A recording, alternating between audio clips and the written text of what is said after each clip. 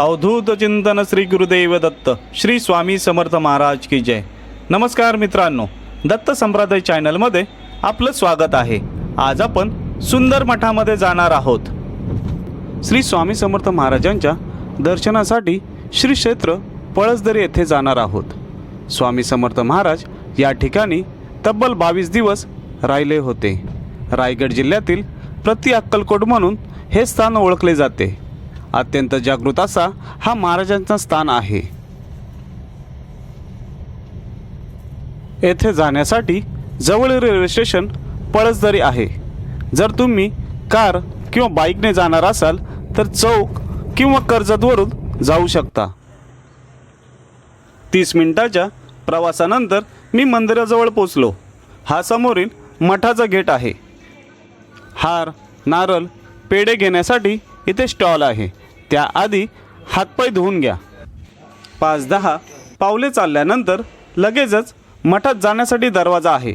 मठाचा जीर्णोद्धार झाल्यानंतर मंदिर खूपच सुंदर दिसत आहे। मठाचं वातावरण खूपच शांत आहे। मठाचं बांधकाम खूप सुंदर प्रकारे केलेलं आहे। समोर फळ्यावर खूप सुंदर सुविचार लिहिला आहे। इतरांच्या चुका मोजण्यात वेळ घालवण्यापेक्षा स्वतःला घडवण्यात वेळ घाला, कारण प्रत्येकाचा हिशोब वेळ आणि नियती योग्य वेळीच चुकवते। आतमध्ये प्रवेश केल्यानंतर प्रथम ज्यांनी मठ बांधला आहे श्री मठाधिपती यांचा कक्ष आहे। पुढे लगेचच गणपती बाप्पांचे दर्शन होते। नंतर लगेच मुख्य मंदिरात प्रवेश होतो। समोर महाराजांचे फोटो व मूर्ती पाहून मन हरवून जाते। आपण अक्कलकोटला आहोत असा भास होतो। मंदिरात सर्वीकडे सुगंध पसरला आहे। गर्दी खूपच कमी असल्याने खूप वेळ दर्शनासाठी भेटला।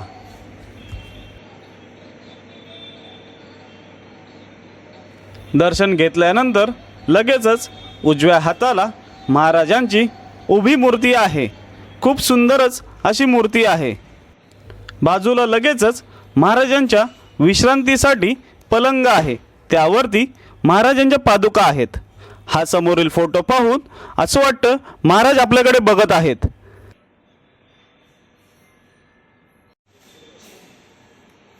ध्यान करण्यासाठी मंदिराच्या खाली ध्यान कक्ष बांधला आहे।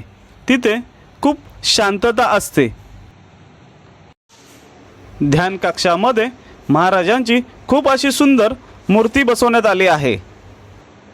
थोडा वेळ ध्यान केल्यानंतर खूपच प्रसन्न वाटत आहे।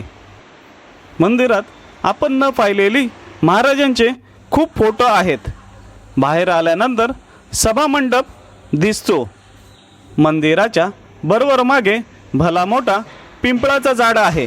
तेथे महाराजांची छोटीशी मूर्ती आहे। हा झाड खूपच जुना आहे। हा भला मोठा झाड महाराजांचे अस्तित्व इथे आहे ही साक्ष देतो। मठाकडून भाविकांसाठी दररोज महाप्रसादाचे आयोजन केले जाते। मठाधिपती दादा महाराज यांनी वापरलेली गाडी इथे आहे।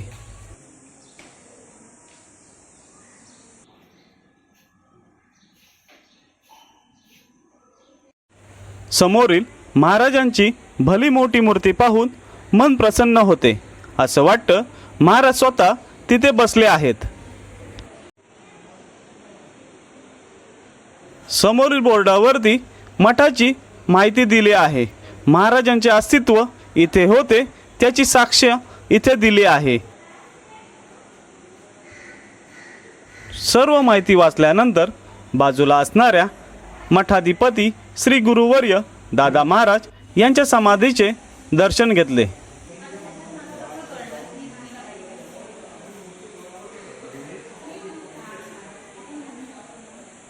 पुन्हा एकदा बाहेरून महाराजांचे दर्शन घेऊन परतीचा प्रवास सुरू केला।